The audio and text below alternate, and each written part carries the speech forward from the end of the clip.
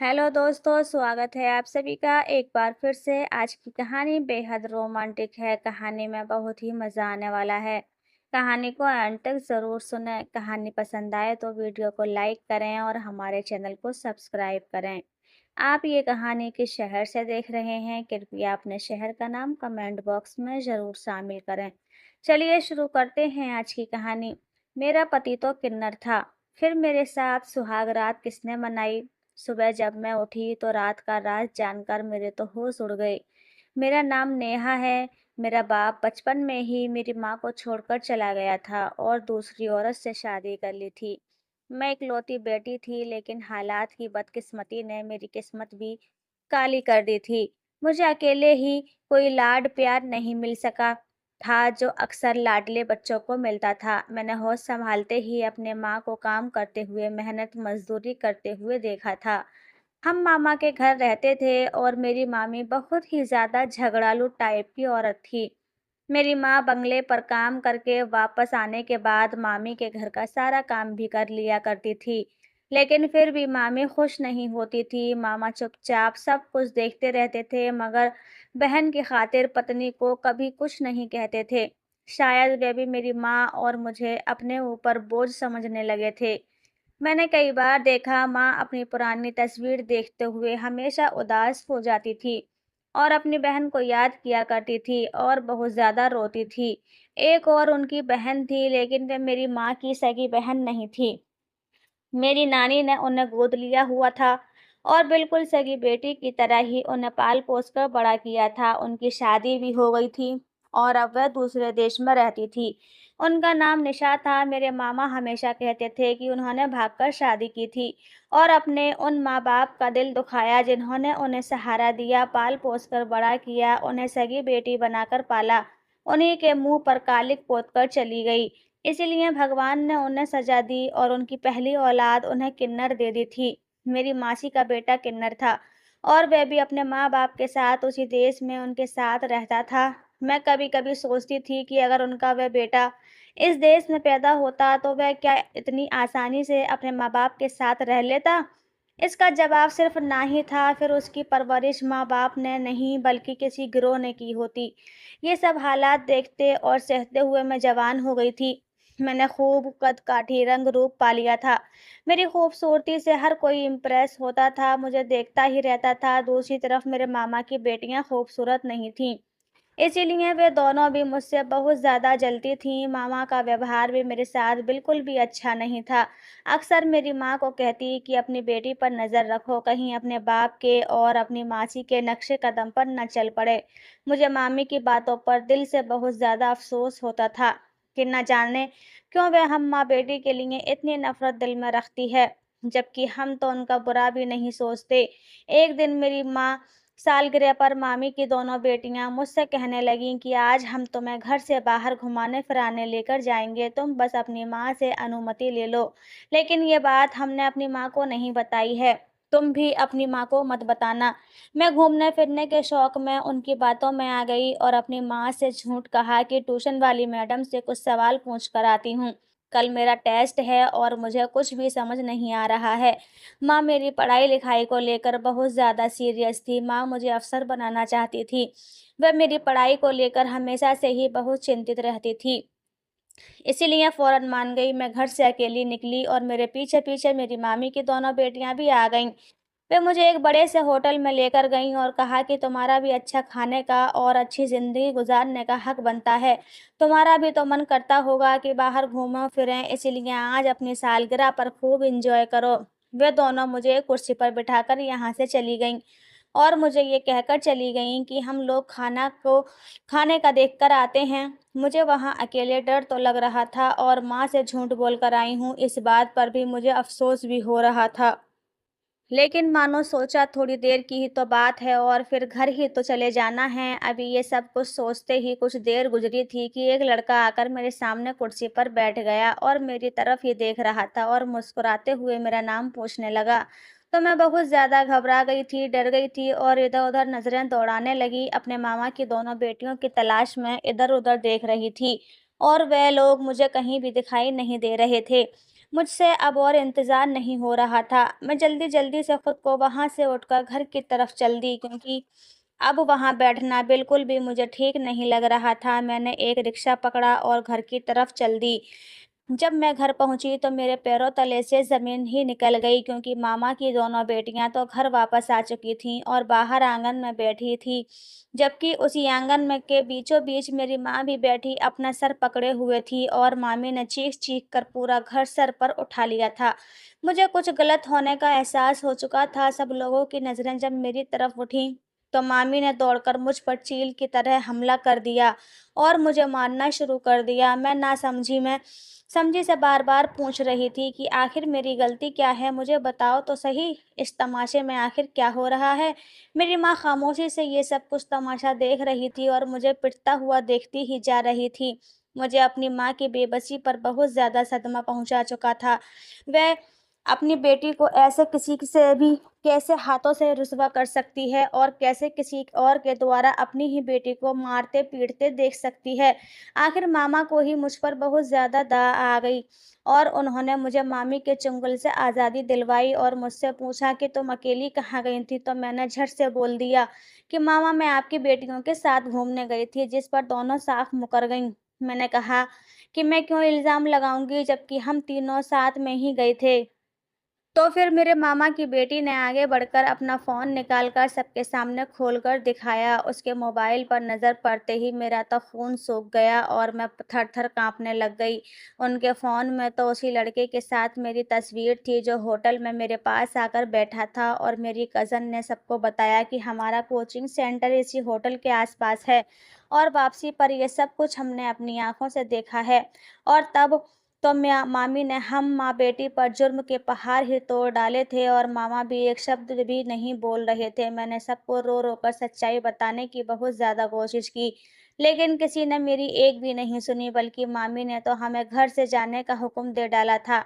कब से खामोश बैठी मेरी माँ ने अब होंठ हिलाते हुए कहा, और बस इतना ही कहा कि चलो मेरे साथ, अब इस घर से हमारा दाना-पानी ख़त्म हो गया है। मैंने माँ के पाँव पकड़ते हुए कहा कि ये सब मेरी वजह से हुआ है, मुझे किसी अनाथ आश्रम में छोड़कर आ जाओ और खुद इस उम्र में यूँ दर-दर की ठोकरें न खाओ। मगर मेरी माँ ने मेरी एक भी नहीं सुनी और हम मामा के घर छोड़कर अब मुझे अपने साथ मेरी माँ लेकर एक ट्रेन में बैठ गई। हम न जाने कहाँ जा रहे थे, कोई मंजिल मालूम नहीं थी जिसके बारे में मुझे कुछ भी पता नहीं था। 2 दिन का सफ़र करके हम लोग ट्रेन से उतर गए और टैक्सी में बैठकर काफ़ी महँगे और खूबसूरत इलाके में आ गए थे।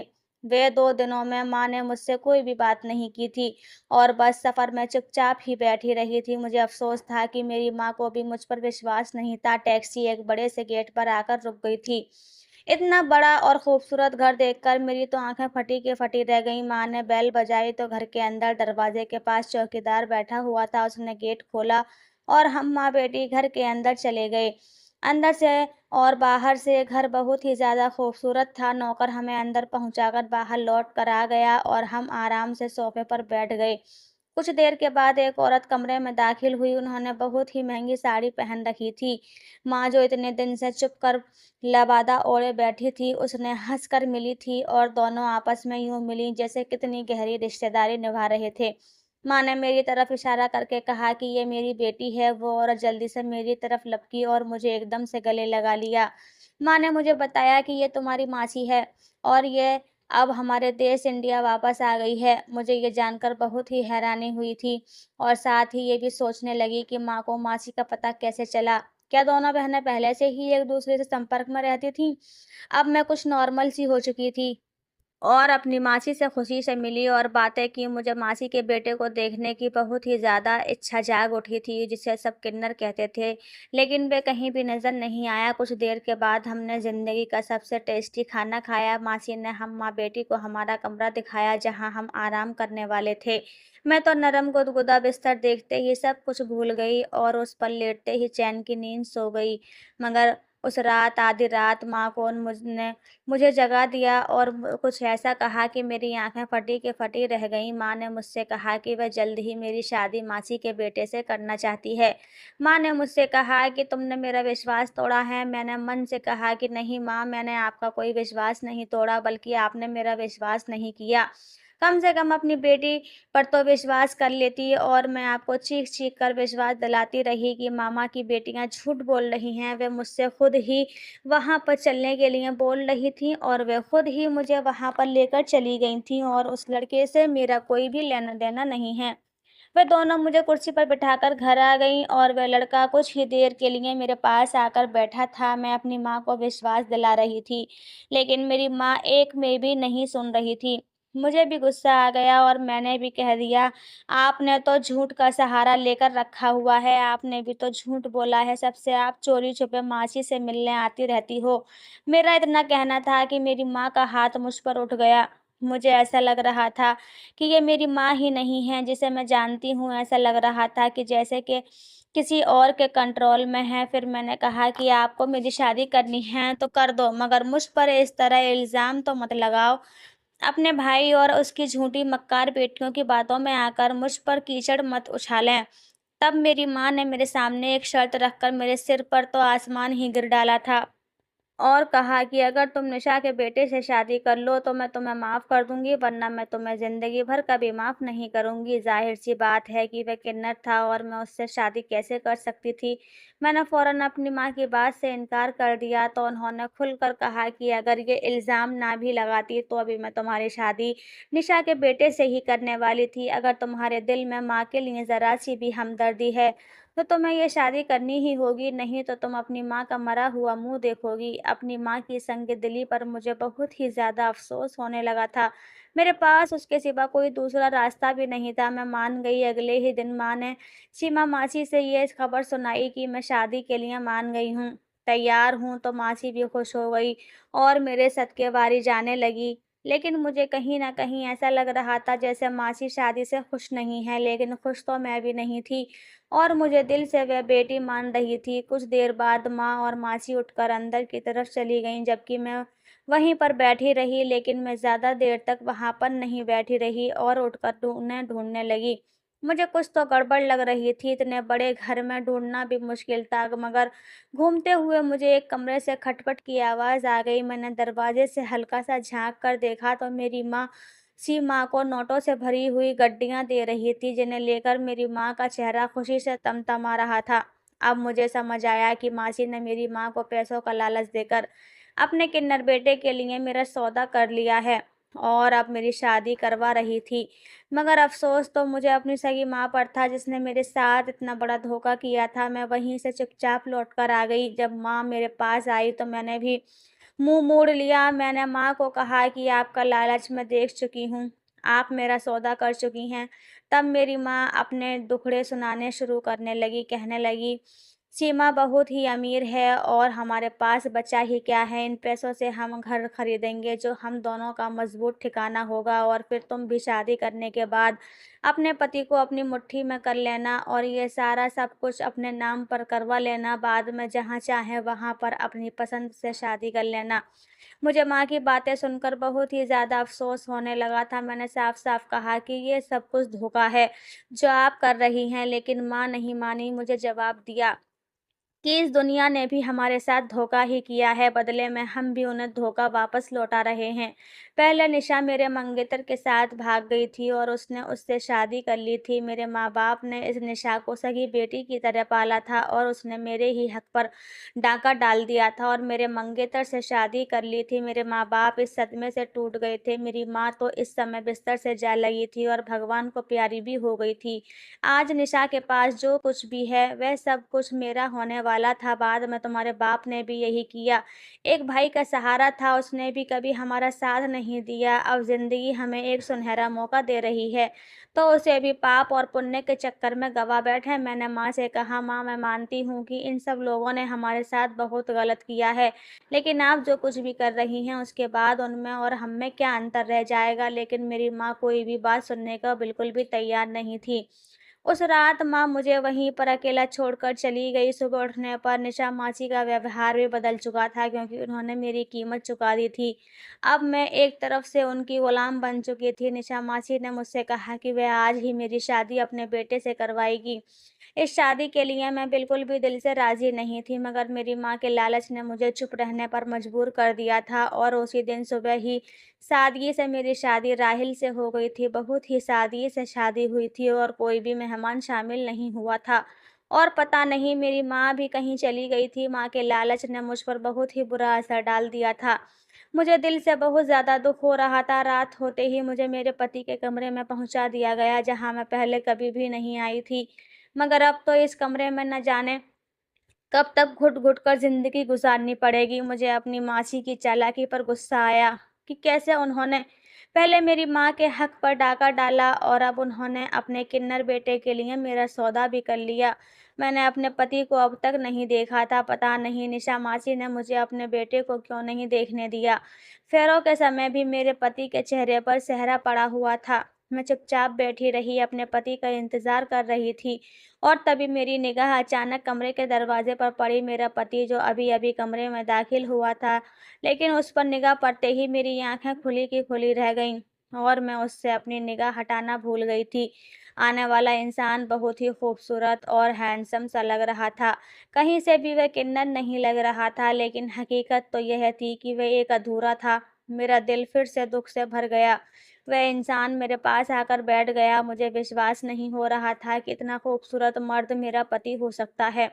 उसने अपनी भरपूर मर्दाना आवाज़ में मेरा हालचाल पूछा, जिसका मैंने काँपती हुई आवाज़ में जवाब दिया, क्योंकि उस समय मैं हैरत के समंदर में गोते खा रही थी।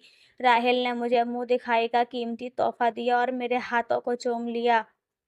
मुझे विश्वास नहीं हो रहा था कि भला ये किन्नर क्या सुहागरात मना लेगा, लेकिन राहिल धीरे-धीरे मेरे करीब आता जा रहा था। मेरे हाथों से होते हुए उसका स्पर्श मेरे चेहरे तक पहुंच चुका था और उसकी गर्म सांसें से मैं पिघलती चली जा रही थी। पूरी रात राहिल मेरे ऊपर ऐसे ही प्यार की बारिश करता जा रहा था। मेरे दिल में जो डर बैठा हुआ था, वह अब खत्म हो चुका था। मुझे विश्वास हो गया था कि मेरी ज़िंदगी अब बहुत ही अच्छी हो जाएगी। मेरा पति तो एकदम ठीक-ठाक था, उसमें कोई कमी नहीं थी। मैं बहुत ही रिलैक्स होकर सो गई और सोती हुई राहिल की तरफ नज़र डाली थी और उसके चौड़े से सीने पर अपना सिर रखकर सो गई थी। और सुबह होते ही एक शोर की आवाज़ से मेरी आँख खुली थी। मैंने देखा कि मेरी सास के कमरे से वह आवाज़ आ रही थी। मैं हैरान रह गई जब मेरी सास के साथ एक लड़का तालियां बजाते हुए आया और मेरे बराबर आकर बैठ गया। मैं हैरानी से चीख मारकर दूसरी तरफ खिसक गई। आने वाले इस लड़के का अंदाज बिल्कुल वैसा ही था जैसे किन्नरों का होता है, जबकि मेरा पति कमरे से गायब था। मैंने पूछा, मम्मी जी ये कौन है? तो मेरी सास ने मेरे सर पर हाथ रखते हुए कहा कि यही तो तुम्हारा पति है। ये रात को अपने दोस्तों के साथ बाहर गया हुआ था, देर से वापस आया तो दूसरे कमरे में ही सो गया। मैं कभी अपने पति को देखती तो कभी रात के मंज़र को याद करती। मेरा दिल चाह रहा था कि अभी ज़मीन फटे और मैं उसमें समा जाऊँ। कहीं भागकर चली जाऊँ। मैं चाहते हुए भी अपनी सास को कुछ भी नहीं बता पा रही थी कि रात को कमरे में मेरे साथ क्या हुआ था और मैं उसे अपना सब कुछ सौंप चुकी थी। कितना बड़ा मज़ाक हो चुका था मेरे साथ। मैंने खुद को सँभालते हुए जल्दी से उठकर अपना हुलिया ठीक कर लिया और अपने आलसी पति को देखने लगी, जो कहीं से भी मर्द नहीं लग रहा था। दुबला-पतला शरीर और रंग-ढंग ऐसे मचल रहे थे जैसे कोई लड़की अदाएँ दिखा रही हो। उसने चेहरे पर मेकअप भी कर रखा था और ज़ोर-ज़ोर से तालियां भी बजा रहा था। रात में कमरे में जो आया था वह 6 फीट लंबा-चौड़ा मर्द और बहुत ही हैंडसम था। रात वाला एक दृश्य मेरी आँखों के सामने घूमने लगा था। अचानक ही मेरे हाथ अपने होठों की तरफ चले गए, जहाँ उस रात वाले लड़के के प्यार की मोहर अब भी लगी हुई थी। मेरी आँखों से 2 आँसू लुढ़क कर नीचे गिर गए। भला इस किन्नर के साथ मैं अपनी पूरी ज़िंदगी कैसे गुज़ार सकती हूँ? मगर मैं क्या करती? मैं चुप हो गई। मेरे पति को मेरी बिल्कुल भी परवाह नहीं थी। वह तो बस अपने ही शौक में घूम रहा था और मेरे साथ बहुत ही कम बात करता था। मैंने भी भगवान का धन्यवाद किया और ये सोचा कि चलो बहुत ही अच्छा है कि वह मुझसे कम ही मिलता है और अपनी ही दुनिया में गुम रहता है, बिज़ी रहता है। कुछ समय के बाद मेरे किन्नर पति ने वापस जाने का फैसला कर लिया। मेरी सास मुझे भी मेरे पति के साथ भेजना चाहती थी, लेकिन अभी मेरे पेपर तैयार नहीं थे और मेरा भी जाने का कोई इरादा नहीं था। मैं तो खुश थी कि अच्छा होगा कि ये यहाँ से चला जाए, बार-बार मुझे अपनी नज़रों के सामने देखकर उससे घिन आने लगी थी। और फिर कुछ ही समय के बाद वह चला गया। अब इतने बड़े घर में मैं और मासी अकेले ही रहते थे। घर में पड़े-पड़े मैं क्या करती, अपनी सास के साथ उसके काम में हाथ बटाने लग गई थी। सबसे पहले तो मैंने किचन की ज़िम्मेदारी अपने सिर पर ले ली थी। मैं रोज़-रोज़ नए-नए खाना बनाती और अपनी सास अब मुझसे बहुत ज़्यादा खुश रहने लगी थी। मैं अपनी सास के साथ बाहर भी जाने लगी थी। मेरी ज़िंदगी में अब कोई भी कमी नहीं बची थी सिवाय सच्चे प्यार के और एक हमसफ़र की। कभी-कभी मुझे उस लड़के की बहुत याद आती थी, बहुत याद आती रहती जो उस रात मेरे कमरे में आया था और मेरा सब कुछ छीन ले गया था, मेरा चैन, सुकून सब कुछ, मगर उसके बाद मुझे वह कहीं दिखाई नहीं दिया। मेरे लिए बहुत ही ज़्यादा हैरत की बात थी कि आखिर इसका मकसद क्या था? वह कौन था? साथ ही मुझे अपनी माँ की भी बहुत ज़्यादा चिंता सताने लगी थी, जिसने कभी भी पलटकर मेरी खबर नहीं ली थी। एक दिन मैं और मेरी सास इकट्ठे बाज़ार गए थे। वापसी पर हम खाना खाने के लिए एक होटल पर रुक गए। वहाँ मेरी नज़र अचानक उसी लड़के पर पड़ी, जब मैं अपनी मामा की बेटियों के साथ होटल गई थी और वह मेरे साथ बैठा हुआ था। यही तो इन सब बातों का ज़िम्मेदार था। मैं तेज़ी से उसकी तरफ बढ़ी और वह भी मुझे पहचान चुका था। मैंने उससे पूछा कि बताओ, उस दिन तुम्हारा क्या मकसद था? और मेरे पास आकर क्यों बैठे थे? उसने सब कुछ बता दिया कि उस दिन मुझे ये सब कुछ करने के लिए तुम्हारे मामा की बेटियों ने ही कहा था। उस समय दिल से आवाज़ आई कि काश मेरी माँ भी यहाँ पर मौजूद होती और मेरी माँ बेगुनाही का सबूत अपनी आँखों से देख लेती। कैसे उनकी अपनों ने ही मुझ पर उनकी नज़रों से गिराने के लिए ड्रामा रचाया हुआ था। लेकिन मुझे पता था कि मेरी माँ यहाँ पर होती भी, तब भी वह कुछ भी नहीं करती और कुछ भी नहीं कहती, क्योंकि उनकी आँखों पर तो लालच की पट्टी बन गई थी। जब हम घर वापस आए, तो कुछ ही देर के बाद मेरी सास घबराती हुई मेरे पास आई। उनकी उड़ी हुई रंगत देखकर मेरा दिल किसी अनहोनी का बताने लगा था। उन्होंने बताया कि तुम्हारी माँ का एक्सीडेंट हो चुका है और वह अस्पताल में है। माँ के बारे में सुनकर मैं बहुत ही ज़्यादा परेशान हो गई और जल्दी से अस्पताल पहुँच गई। मेरी माँ ने मुझसे माफ़ी माँगी, मैंने भी उन्हें माफ़ कर दिया। मैंने कहा कि मैं आप जैसी बिल्कुल भी नहीं हूँ, मैं आपका साथ नहीं छोड़ सकती माँ। अपनी दोनों टाँगें खो चुकी थी, मैं अपनी माँ को अपने पास लेकर आई और दिन-रात उनकी सेवा में लग गई। साथ ही साथ इस मुश्किल समय में मेरी सास ने भी मेरा भरपूर साथ दिया।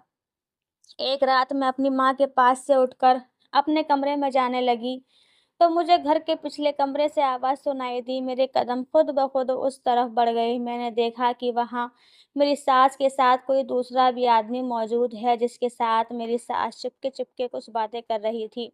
मैं देखने की कोशिश कर रही थी, लेकिन मुझे कुछ भी सामने वाला इंसान नज़र नहीं आ रहा था। थोड़ी देर के बाद वह इंसान खिड़की से चला गया। अब मुझे अपनी सास पर शक होने लगा था और मैंने उन पर नज़र रखना शुरू कर दी थी। मुझे लग रहा था कि जैसे मेरे साथ कोई नया खेल खेला जा रहा है। अगले ही दिन मैंने अपनी सास पर पूरी नज़र रखना शुरू कर दी और फिर उसी जगह पर आधी रात को अपनी सास को जाते हुए देखा, तो मैं भी पीछे-पीछे चल गई और उस कमरे में मेरी सास किसी इंसान के साथ खड़ी बातें कर रही थी और उसी स्थान पर मेरी नज़र पड़ी, तो मेरी आँखें फटी के फटी रह गईं। वह कोई और नहीं बल्कि वही लड़का था, जो शादी की पहली रात मेरे कमरे में आया था।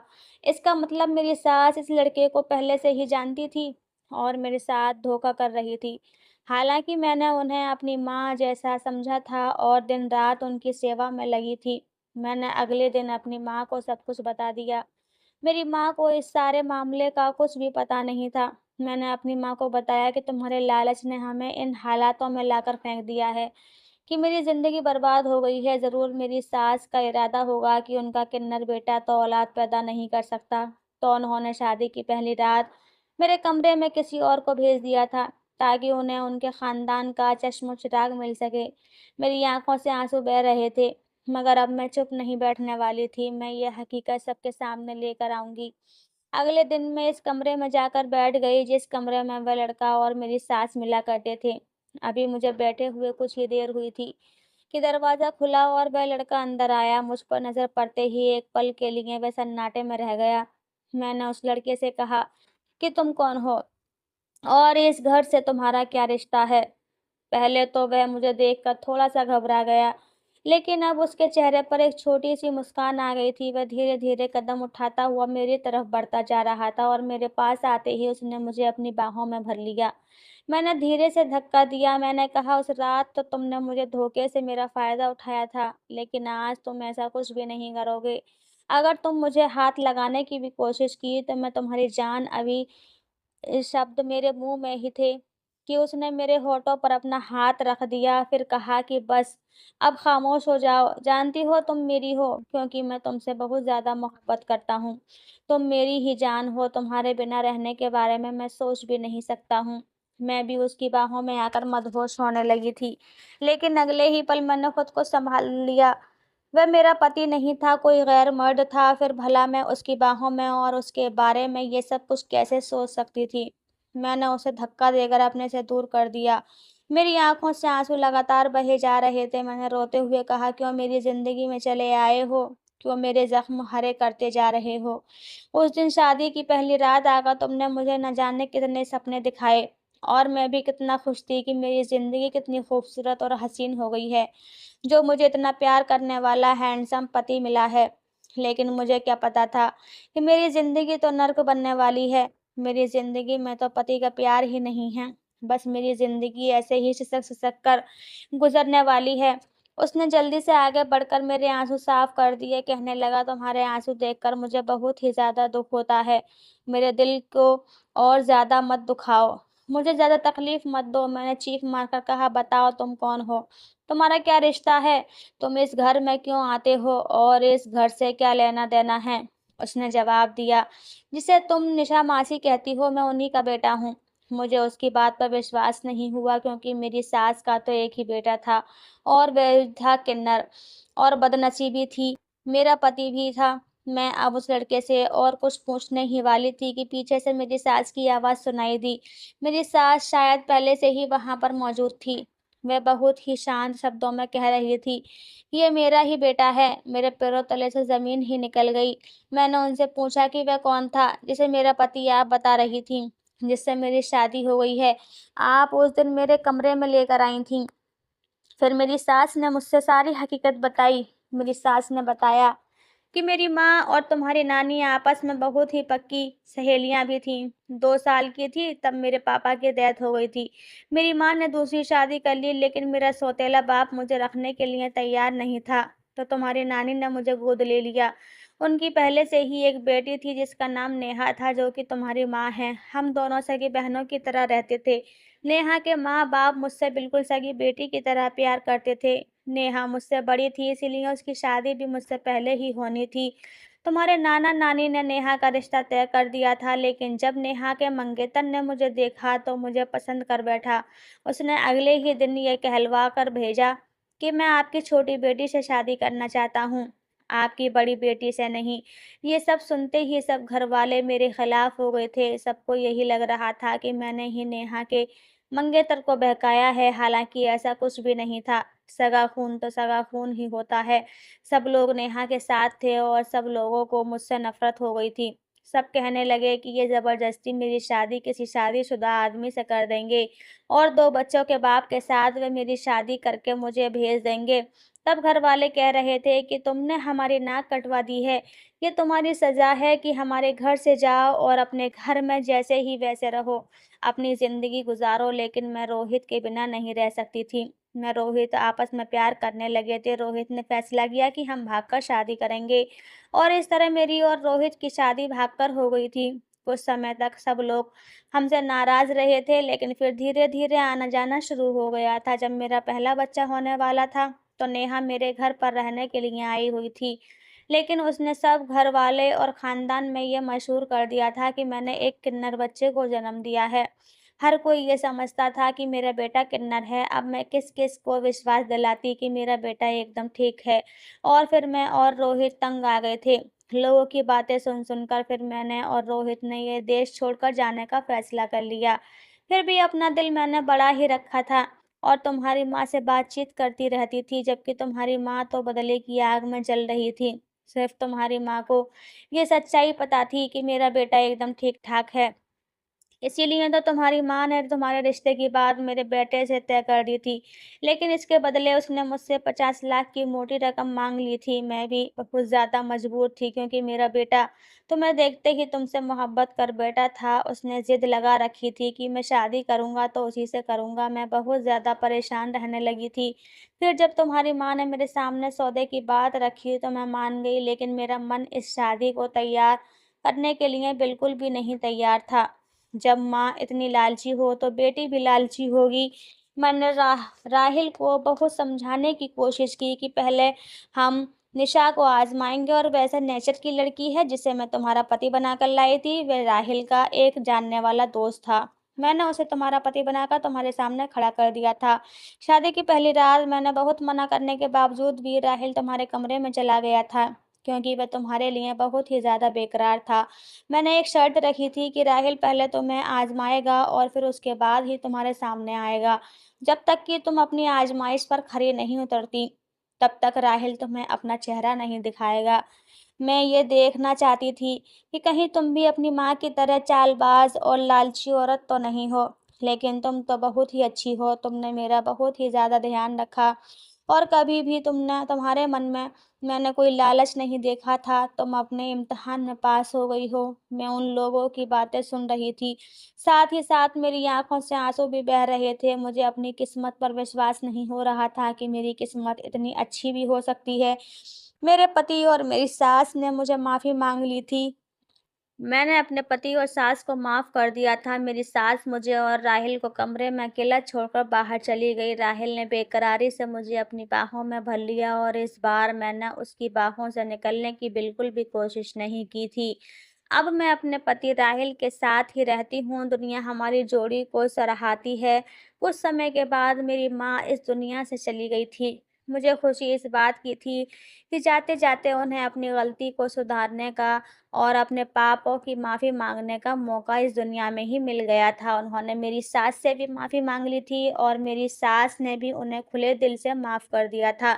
तो इस कहानी के बारे में आपकी क्या राय है? कमेंट करके ज़रूर बताइएगा। दोस्तों, आपको हमारी ये मज़ेदार कहानी कैसी लगी, आप कमेंट बॉक्स में ज़रूर बताएँ।